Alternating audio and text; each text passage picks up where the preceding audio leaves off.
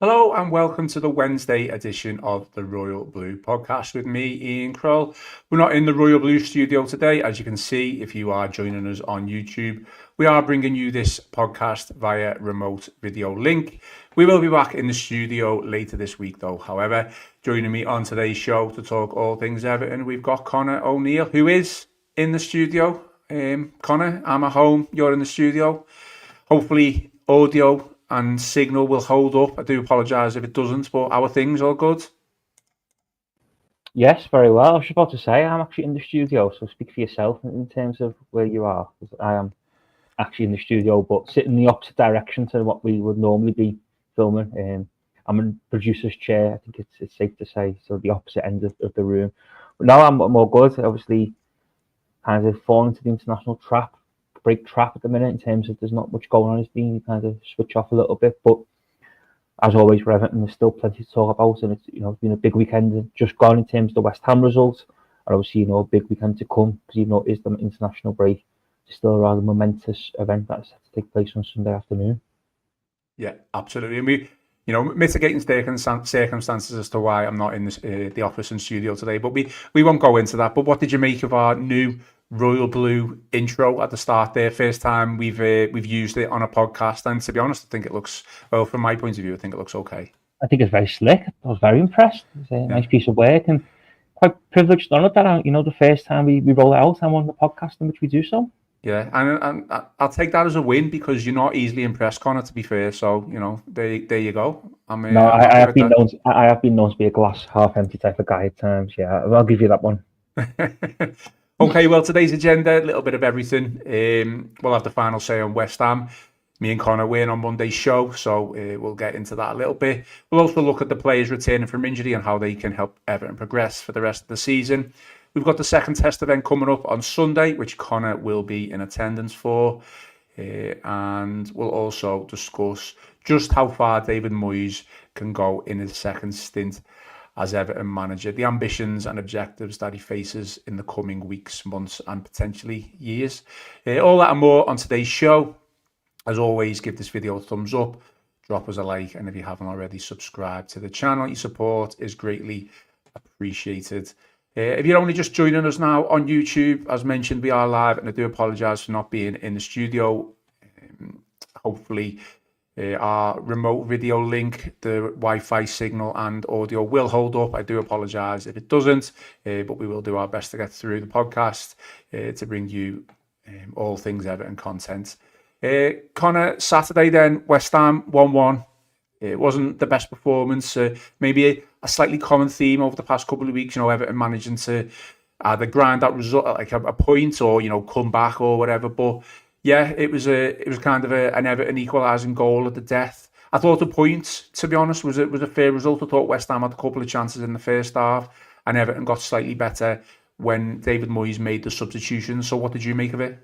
Yeah, I agree. I thought a point was. I thought a draw was a fair result. To be honest, I think when you look at the game and how it went, both teams had chances. Both teams probably went at the best, and yeah, I thought Everton deserved at least a point from the game. And I think it wasn't a classic in terms of a game, and I think the last few weeks haven't been classics, which Everton have been involved in.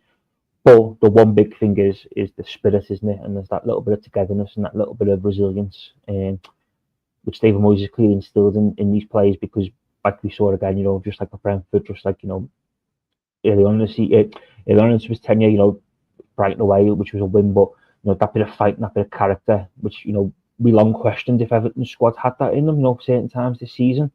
And I think the big positive is that once again we fell behind, but we found a way to get back in the game and rescue a point. Again, we didn't do it to start the season. I think me and you spoke about it on, or certainly we spoke on a podcast of that feeling of every time Everton went behind, you just knew that they were going to get nothing out of the game because where are they going to score, where are they going to conjure something up from. That hasn't been the case under David Moyes, and that's a big positive. And if we're being honest, I thought we were going to snatch it at the end when Alcaraz went clean through and rolls up behind the far post. So yeah, I thought not a vintage performance and not a classic, but a point was a fair result, and it's a point in the right direction, isn't it, for Everton? And you think of where Everton were before David Moyes come into where they are now, it's worlds apart. Yeah, I mean, we'll just go into the starting lineup a little bit.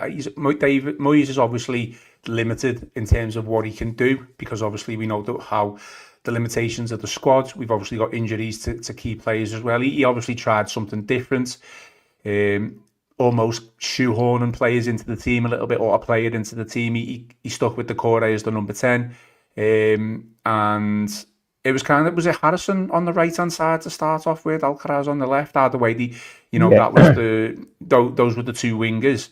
We've seen that Alcaraz has played on the right before, and I think it was against Liverpool. It didn't really, in that period that he came on, and it didn't really work. So I did think we were in for a bit of a tough afternoon in terms of from an attacking sense when I saw that lineup. This current crop of players that he's got, he's obviously getting the most out of them, but he's got the most out of them, and now it's kind of leveled out slightly a little bit. We've had that burst of runs, then it's kind of been reduced to draws. But I guess the main point is that we're clear of relegation, and we're hard to beat. We're still not losing football matches. Would you agree with that in terms of the team selection, that he maybe got it slightly wrong, but I guess he's looking at experimentation and trying players out in different positions? Yeah, I mean, I don't know if he got it wrong, because I don't think anyone was too disheartened when the team drops and you see Alcaraz in it, because I think a lot of people wanted to see Alcaraz in it and believe Everton are a better team with Alcaraz in it, in terms of from an attacking point of view. It just didn't really click, did it? But I think the big issue, and obviously quite forced to speak to Jake O'Brien afterwards, and we were talking about the squad and the squad situation. And I think ultimately Moyes just got every last ounce out of these players in the last 4 to 5 weeks. He hasn't had the options to turn to. He's been limited to 12, 13, 14 players on some occasions. And I think ultimately, we're in a position now where we hopefully get 1 or 2 back, and then we can start maybe freshening things up and changing things, because, we'll probably touch on it, but I thought the big thing on Saturday was 3 subs, wasn't it? When he made them 3 subs, it changed the game, it gave Everton a fresh impetus, and, it allowed them to get back into it and end up getting an equaliser. That's something that David Moyes hasn't had the luxury of doing, for large parts of his tenure so far. You think Man United game, for example, it was quite clear after about 60, 65 minutes, Everton just needed a bit of fresh legs, needed a bit of fresh impetus. But Moyes just didn't have the options to turn to on the bench. He was extremely limited. So, you think of Saturday, that was another step in the right direction in terms of getting players back fit. So, yeah, I think, hindsight's a wonderful thing in football, isn't it? And, I think we can easily sit there and say, well, maybe Moyes got it wrong. But, like I say, I think when team news drops a 1:45, I don't think anyone was too disheartened by what David Moyes has picked. I think ultimately as well, West Ham are a bad side. West Ham have got some very, very good players. And, I was looking, you look at the start 11, Everton's start 11, and you look at West Ham's start 11.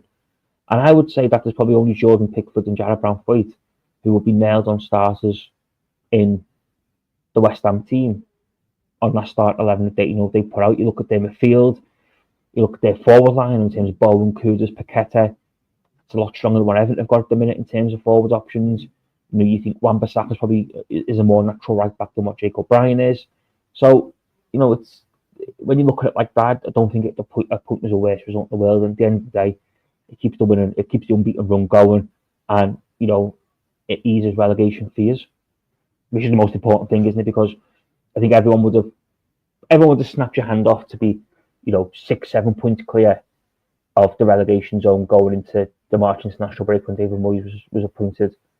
To be 17 points clear of it is nothing sort of miraculous, and is a big achievement. No, I agree, and I think this is exactly where we are. We shouldn't be a team fighting relegation, certainly down with the likes of Southampton, Ipswich and Leicester.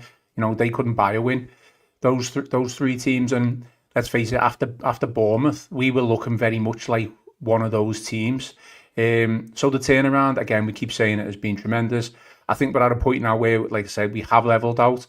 Are we good enough to challenge for a top 10 place, which now, incidentally, could, I think, potentially get you Europe? I think as far as down as 11th could get you Europe, depending on the permutations of where other teams finish and whether teams win the Champions League, which is insane.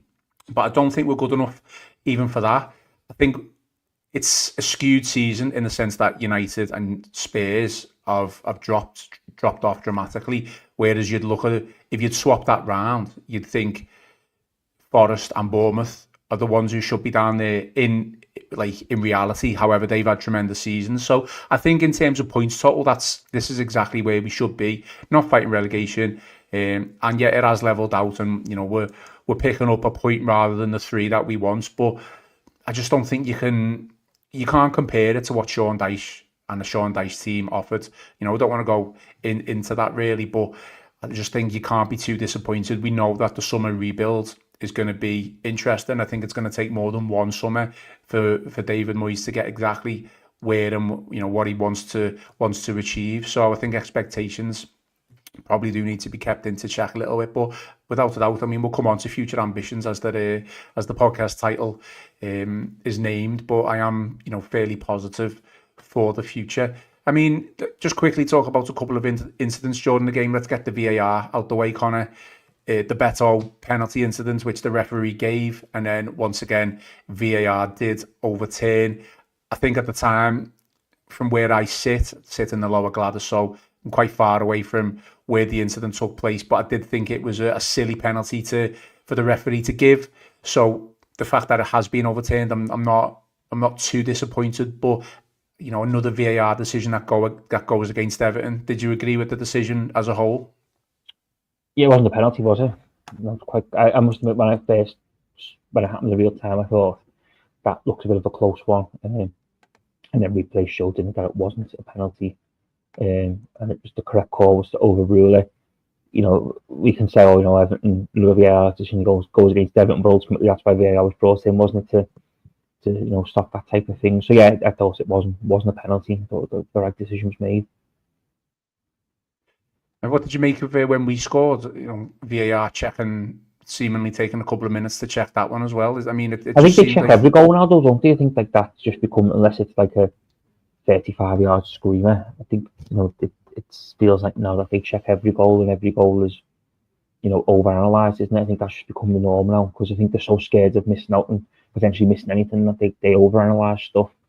Yeah, I think it's just become the norm, hasn't it? Unfortunately, in football, but it was a bit odd. But then again, I don't know if you watched the cup final on Sunday, but Chiesa from the first replay was clearly onside, and it took a good 3 minutes for that goal to be awarded, which was just baffling, because, like I say, you watch one replay and it was clear as day he was onside. So just start the game again. But they overanalyze everything. So it's just the way the world's gone, hasn't it, with VAR? Yeah, I mean, I did watch that, and I think Gary Neville was doing the commentary, and he said something along the lines of, which I agreed with him. He kind of said, I think they're absolutely terrified to make the wrong decision now, so they are overanalyzing everything.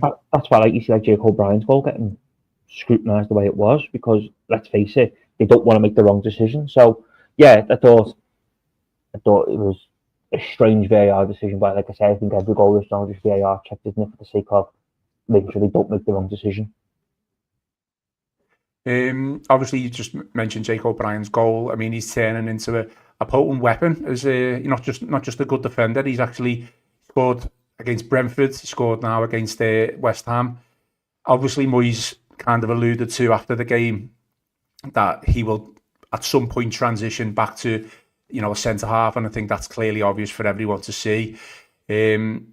When do you foresee that then? Obviously, there's going to be a lot of moving parts in the summer. Hopefully, we can keep all the Jared Brandthwaite. We've obviously got James Tarkowski, who forms a really good partnership with Jared. However, O'Brien's not going to stay right back for his entire career. So how quick do you foresee that change happening? And who would you see his partnership be, or his ideal partner be? I think, obviously, long term, you'd like to see Brandthwaite and O'Brien alongside each other, wouldn't you? James Tarkowski's been a superb servant, and it was only recently, wasn't it, when myself and Chris were on a podcast and we were talking about Kevin Felwell's best signings and best bits of business. James Tarkowski was someone who was name checked in them conversations, but he is now 32. He's time is catching up for him. So you'd like to hope that maybe we do kind of maybe see next season a bit of a passing of the torch moment where Tarkowski obviously will still be around. He's a big character and he's a big influence, and he's a good leader and someone who I think is important to have around the dressing room. But perhaps we will see him maybe stepping back a little bit, and we'll see more of O'Brien and Brandthwaite alongside each other. Just sticking with the West Ham game, on these last 2 points then, obviously you mentioned Alcaraz's miss at the end. I was a little bit critical of Alcaraz on Twitter after the game. I think he had an okay game. I don't think anyone really covered themselves in massive glory, probably other than Jordan Pickford and Jake O'Brien. But let's face it, Alcaraz provided the pre-assist for Gay to get the ball over to O'Brien. But again, you have mentioned that Alcaraz did have a fantastic opportunity to win the game at the end. I left Goodison, felt like we still had the momentum because we scored the late goal. But what could have been there with that goal, Connor? I mean, I don't want to get into ins and outs of an argument over blaming players, but I feel like if that was a Beto or if that was a Harrison missing that chance, the crowd and probably myself would have been, really, really disappointed that he didn't score. But we've got Alcaraz, who's kind of a new shiny loan signing, he's quite clearly head and above shoulders above, Harrison, Jack Harrison. But he missed the chance, which, moving forward now, if we're going to progress, whoever it is, those type of chances we're going to have to score if we're going to win those games. Yeah, absolutely. I thought it was a big chance when it happened, and he scuffed it as well. He doesn't connect with it properly. I haven't watched it back. It's a big chance. One he got, one he should score. And I think you are right on it, but that happens in football at times, doesn't it? For certain players does one thing, people are less forgiving than if another player does it. That's just like football is, isn't it? But yeah, it was a big chance, and you do kind of think what could have been there for Everton, because, like I say, he should score. And I think if he does score, the outlook and the takes on Saturday probably all very different, aren't they, in the sense of, well, who cares what we played, like we got 3 points, but it wasn't to be. And I didn't, like, when you look back, I don't think he really has any confidence, though, does he, when he goes clean through, which just surprised me, because I thought he would have, maybe just put his foot through it, but it's almost like he's tried to place it, and like you said, he's not really caught hold of it properly, he scuffed it, and yeah, it was just wasn't very good. It was just one very good finish, and it rolls the wrong side of the post, and it is a case of what might have been. But yeah, you can only hope that it's something that Everton, Alcaraz can improve on, because it's an area of the pitch which Everton need to improve, isn't it? They need to score. I know obviously in the David Moyes they have scored goals, but they need to score more goals and need to start taking more of the chances, because taking the chances is a big part. And if you win or you lose or you draw. I mean, we've had a comment just on this, so I'll put it up on the screen. So the Blues said Alcaraz is a decent footballer, unlike the other two, which I've kind of alluded to. I think Alcaraz is clearly head and shoulders in terms of technical ability above Harrison and Beto. That goes without saying. However, you can be a good footballer and be good on the ball and tidy on the ball, but if you're not going to take your chances, it sounds like I'm being really harsh on him. I'm not. I'm just saying, moving forward, these type of players have got to be taking those chances. Because can you imagine if we got the win there with that goal? That would have been obviously pushed us up the table further. You could have said we haven't played well, but we managed to get the win. Instead, we've kind of kept the momentum going with the late goal, but we've missed a gilt-edged chance, which moving forward we're just going to have to take. In my opinion, that these are the things that we're going to have to do. Yeah, absolutely. Like I say, football's about take the chances, isn't it? And we don't do enough of that at Everton. We're far too laboured in front of goal, and we don't ever look like we've got the conviction or the confidence to take some of them chances. So yeah, it's something that's got to change. It's got to change next year, because it could be the difference between being a top 8, 9 side, a mid-table team, or fighting relegation like we've seen over the last couple of years. Just another comment on there. So Teddy Dactyle says Alcaraz lacked composure in that moment. It happens. Dominic Calvert-Lewin has written the book on it.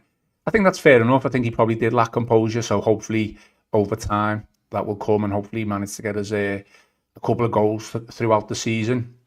Moving on, Connor, I think it's probably worth mentioning on Schmitti and Breuer. We've got a comment from Danny Church, which I'll put up on the screen. So Danny says, I thought Schmitti and Breuer looked good when they came on. Schmitti looking a bit of a beast. And hopefully die back for the Liverpool game as well. I mean, obviously, I think I've seen a couple of people a little bit frustrated that Schmitti and Breuer didn't get more minutes. But I think Moyes did say before the game that they're only going to be looking at getting 5 or 10 minutes out of the West Ham game. But what they did do when they came on, they did have an impact, didn't they? And quite clearly, we've got 2 strikers there who will offer something different to Beto.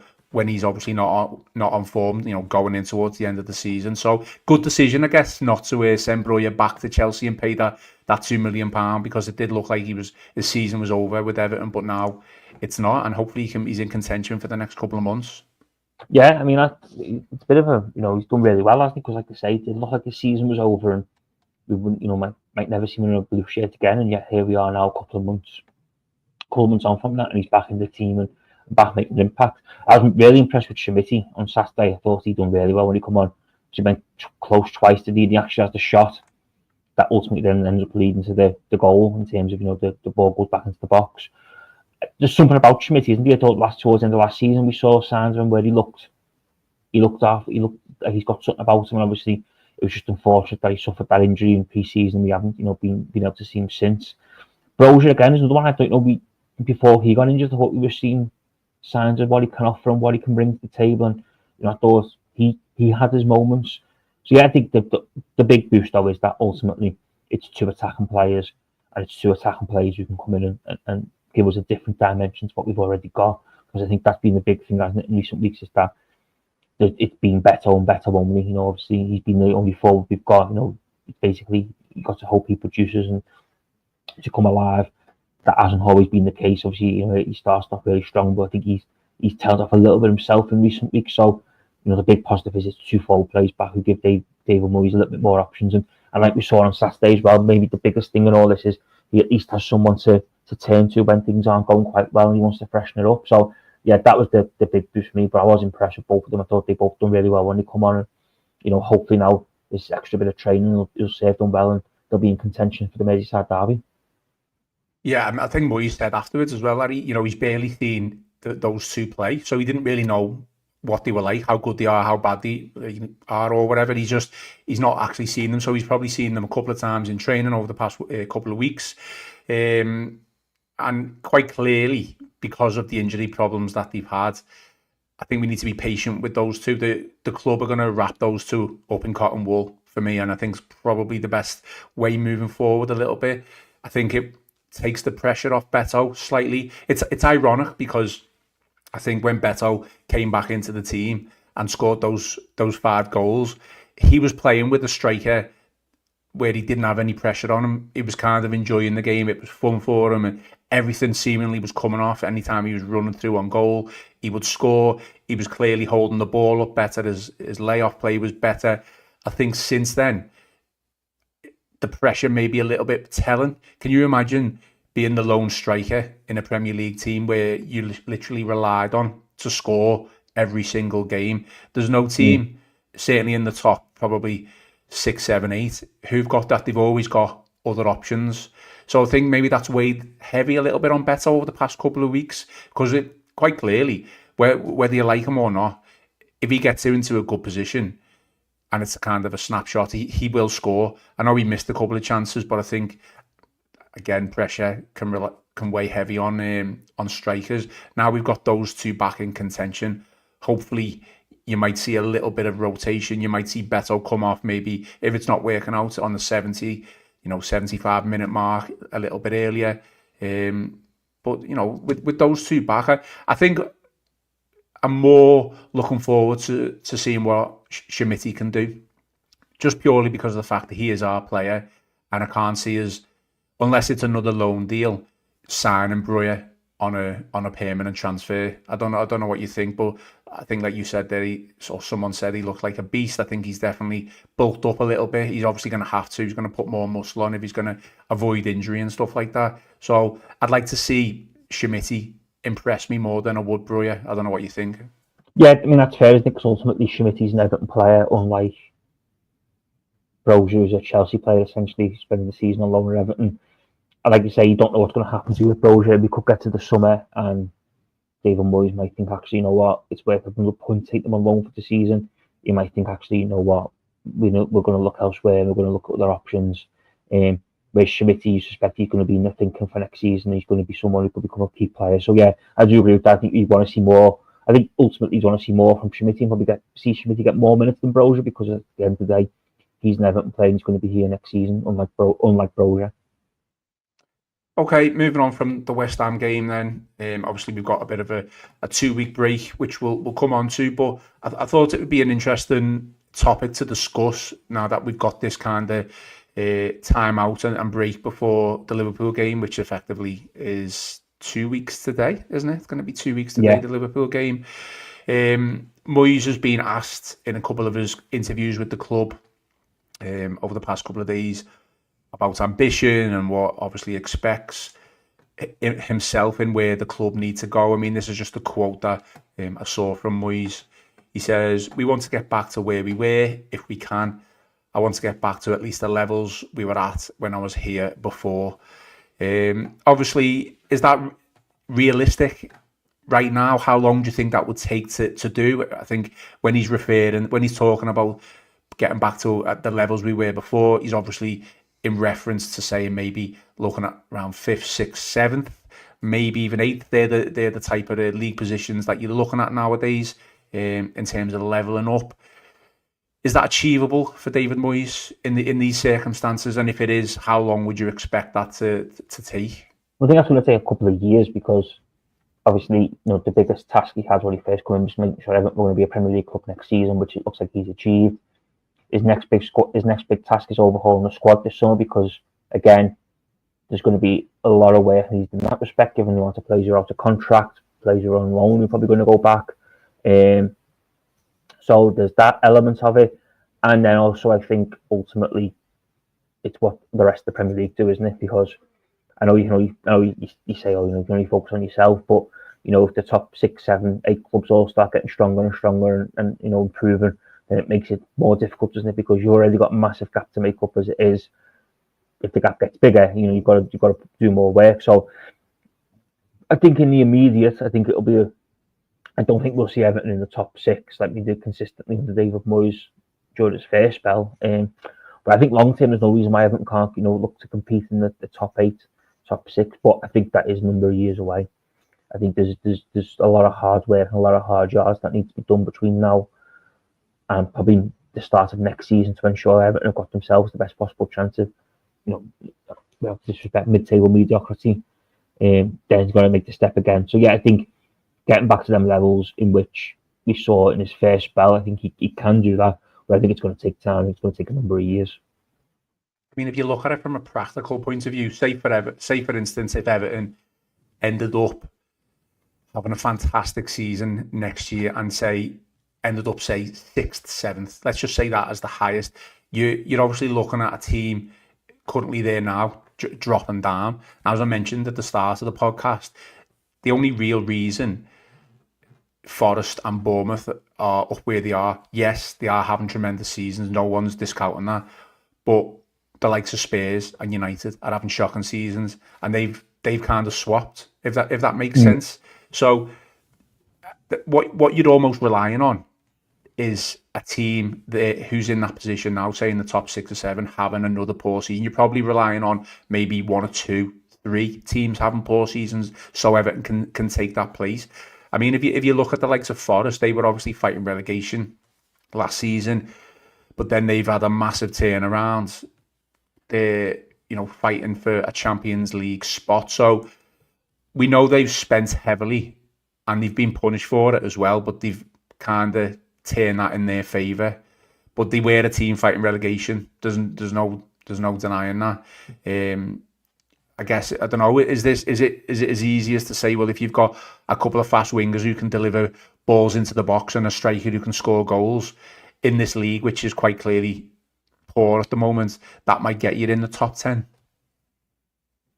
Yeah, I mean, I think the biggest problem David Moyes has got, is, like I say, he's going to have to improve, things going to have to change, and you do back Moyes to be the person to transform things.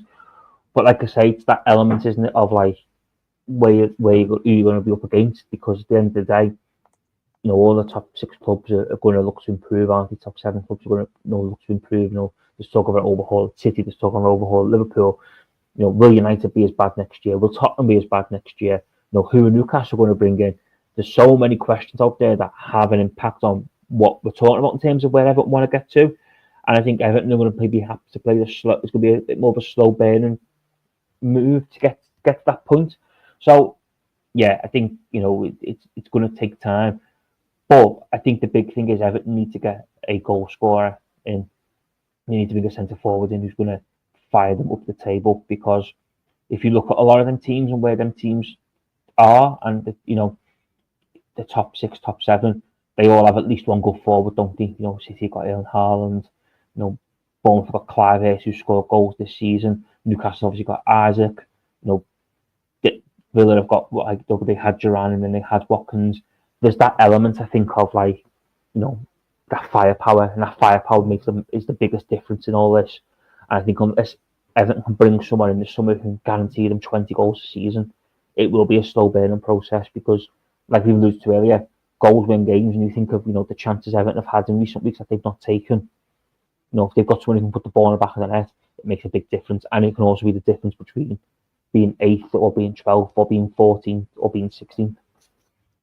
Yeah, I mean, we're getting a lot of comments just on this topic, really, saying Forest have spent heavily, Forest have had an incredible amount of luck, Forest have got a massive squad, they could potentially field up to 2 or 3 teams on the same day, which I don't disagree with whatsoever. But then if you look at, on the other hand, you've got Bournemouth, who have obviously got some quality players in themselves. They've clearly got a quality manager who knows what he's doing, but they're almost doing it by playing nice, attractive football as well.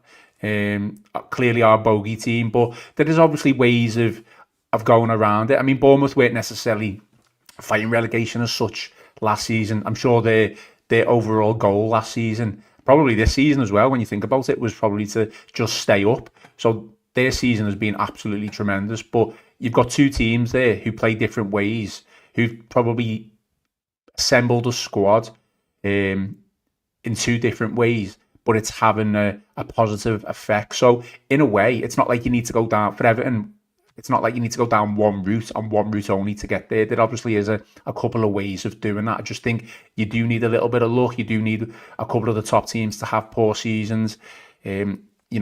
Champions League now, what is it? Five teams are going to be able to get into their Europa League and Europa Conference. It's ridiculous that it can kind of go all the way down to 10th or 11th. People will probably say, well, that's great for Everton because we've got an outside chance of getting into a European competition, which I agree with. But it's just certainly, I just think we need to keep expectations in check for the summer. We're going to bring players in, no doubt, but it's not just going to be the be all and end all in the summer. We'll probably have January, which we know. This is like a 2-3 year process, isn't it? No, exactly. But teams don't usually spend in January either, and we know PSR is going to continue on for next season. The squad's cost ratio is not coming in for at least another year or so. So we don't know the uncertainty around that either. So again, people go, well, you've had 2 windows, but really, it's probably going to be another summer of bringing players in and redeveloping the squad and seeing where we can go from there. But it would be nice if we could get top 10, wouldn't it, next season? Yeah, I think if we could just have a solid season next year of stability where, we try and make Bramley Moore dock into a bit of a fortress, pick, improve home performances, pick points away from home, and never be in trouble of going down, never be in danger of going down. Like you look at the last couple of years, there's always been that element, hasn't there, or moment where you think we could go down here, we could be in trouble. If we could just have a season like that, Bramley Moore the first one, and then maybe try and have a cup run, get one of the cups, I think that'd be a really positive step in the right direction, and give Moyes some real building blocks to build on, and a bit of stability, and cement a little bit of what we used to see from Everton under David Moyes. Because I think we are trying to get back to that, aren't we? The fortress, we're tough to play against. We don't give in. We've got a bit of spirit. So if we can do all that next season, I think that'll be, in my eyes, that costs a really good season and a massive step in the right direction. The dreaded cup run saying where people. No. We're not even in the new season, are you? Are we? What are you talking about it? I know, it's funny, isn't it, though? People say a cup run's like, well, we'll get to the quarters and semis, and then we'll get beaten, we'll go out, and we'll be absolutely fuming that we go out. I mean, it's interesting, though, isn't it? Because if you look at Newcastle, who obviously won the Carabao Cup on Sunday, they've spent huge amounts of money, like ridiculous amounts of money. I mean, we haven't even been close to that over the past 4 or 5 years. And, since the Saudis come in for them, they've obviously managed to get Champions League, probably ahead of time. They maybe had a dip in form in the league. you could probably say they've got an outside chance to get in Champions League now. But it's taken them, what, 3-4 years, is it, to go and win that trophy? You know, it's taken them 70 years to do overall. So it's just like, where do we, as a club, fit into to all of that as well? It's because if someone said, oh, well, you'll win a trophy in 3 or 4 years, guaranteed, you'd probably take it, wouldn't you? But even then, it's still a long time away. Would Moyes even be in charge then? It's difficult to say.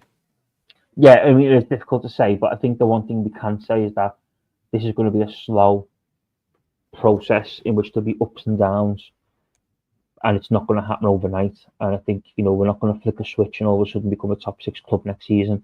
It's going to take time. It's going to take time to build, but you just got to have patience and let things unfold, because, you know, you've got to have faith in that David Moyes will be able to make the right decisions at the right time, which will benefit Everton and move up the table.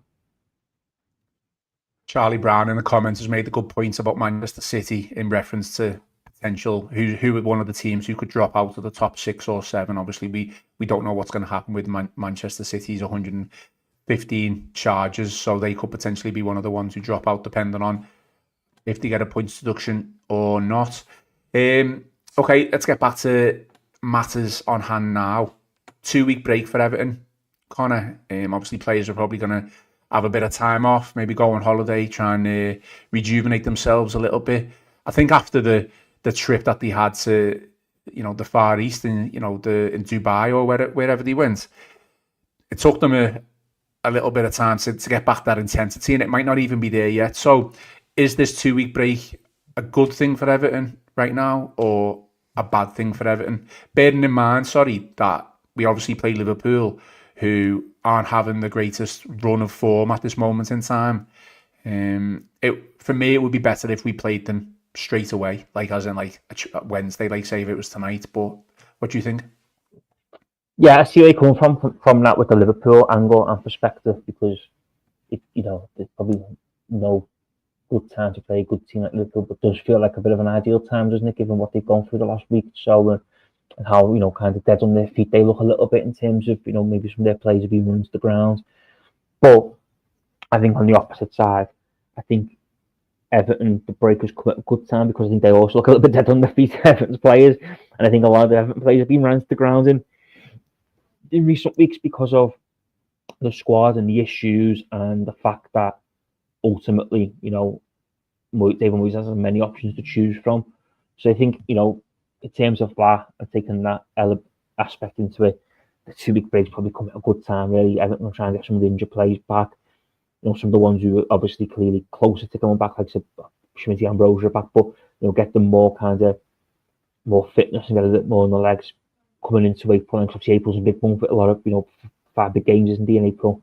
So yeah, I think I understand what you're saying about Liverpool, and then maybe tonight would have been a better time to play them than in 2 weeks' time. I think the break's come at a good time for Everton just to rest, recoup, go and be able to go again then for the final running. Interesting comment from the Blues. Put it up on the screen there. Says, I hope we don't have to play a single match until Ndai's back. Which is a good point, let's face it. Throughout this season, he's been the driving force for creativity and chipping in with a couple of goals as well. And we've done well, let's face it, without him in the team. I know a lot of people have been critical of Harrison, and, you know, rightly so. You know, he's only scored 1 goal and hasn't chipped in with many assists, but the players that have come in have, you know, fitted in fairly well, all things considered, really. So, but yeah, obviously we need Ndai back, who's going to be the main driving force behind our creativity, without a doubt. Just a little nice comment from the Blue Boys Network. Again, I'll put on the screen. Great live, this, gents. So thank you for the positivity and the feedback. We'll finish off in the next couple of minutes, but I think probably worth mentioning, Connor, that you are going to be at Bramley Moore on Sunday for the second test event. I went the first one. Could have gone the second one, to be honest, but I think in the midst of Everton sending out tickets, they sent out a couple of additional ones, and I asked a couple of mates if they were going to go, and they all said no because they'd been to the first one, so I left it. However, there is going to be a planned evacuation. Yes. What you make of that? Well, first and foremost, I'm excited to go because it's the first time I've ever been. So I was in the office for the first one, so I'm excited to go and experience what I think will be, an unbelievable experience, seeing the ground for the first time. Obviously, a lot of people in the office went to the first test event, and I was extremely jealous when they all came back and told me how wonderful it is and how great it is. So I'm looking forward to experiencing that for the first time on Sunday. But yeah, there will be a planned evacuation as the jokes go. Probably won't be the first time fans are leaving Bramley Moore dock early. So plenty of that joke being, giving plenty of airtime on social media. But no, I mean, the important thing for Sunday is that this is something that has to happen in order for Everton to gain the relevant and needed safety certificates. So, it's all part of a process. It's all part of the training, I suspect. For the new ground. So it's an important part of the matchday experience on Sunday. It'll be a bit different because obviously once we do evacuate or leave the ground, we won't be returning. That will be the end of the match. Everybody will be going home. So yeah, I think in terms of that aspect of it, it's important that fans who are in attendance play their part and do what is asked of them, because it's an important exercise that has huge ramifications for the football club. What's your going to be mode of transport to and from the game? I don't know. I haven't worked it out yet. I've been trying to work it out, but I still haven't come up with a conclusive idea. But if someone who lives very close to Goodison Park and literally takes them 10 minutes maximum to walk to Goodison Park, it's going to be quite the change. A nice little Sunday afternoon walk before the game, straight down to Bramley Moore. You'll be fine. Yeah, to be honest, I might walk it. Depending on the weather, I think is the best way to describe it. Well, as someone has said in the comments, I think it was Danny Church, I'll put it up on the screen. Hopefully the weather will be a bit warmer than the last test event, which I can confirm was Baltic on the night. I think it's going to be a very cold place, though, isn't it? Given its location, obviously on the waterfront, on the docks, I think we can all agree that it's going to be a very cold location at times during the winter months. Just try and picture and think of those end of season Bramley Moore games, or August games where the sun's shining, the temperatures are warm, and you get that carnival type feel in and around the docks and the Mersey and stuff like that. So let's take the positives from that. But I agree. I think probably the best advice anyone can be given is make sure you take some sort of a warm jacket or coat just in case. Yeah, I mean, like I say, I'm experiencing it for the first time the weekend, so I'm hoping it's a little bit warmer than it was on that Monday night.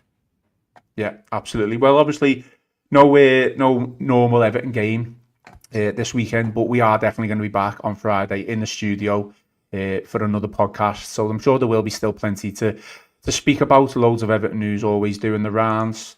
Any final thoughts, Connor, before we do get off? No, just hope Blue supporters enjoy the international break in the hopes that their side are very much going to be playing Premier League football next season. Yeah, it's international break this weekend, isn't it? And it's the FA Cup. In the FA Cup, yeah. Following weekend, so that is the schedule. So it'll be interesting to see what happens over the next couple of weeks, whether we can get a couple of players back from injury. Thanks for everyone, obviously, for continuing to tune in for today's live. Again, I apologise. We do like to do most of our podcasts and shows in the studio. Haven't been able to do that today, and this was the only way that we were going to bring you the show. But we will be back Friday, as mentioned. Please remember to hit the like and subscribe button if you haven't already, and drop us some 5-star reviews if you listen on Apple and Spotify. Most importantly, enjoy the rest of your day. I've been Ian Croll, joined by Connor O'Neill, and this has been the Royal Blue Podcast.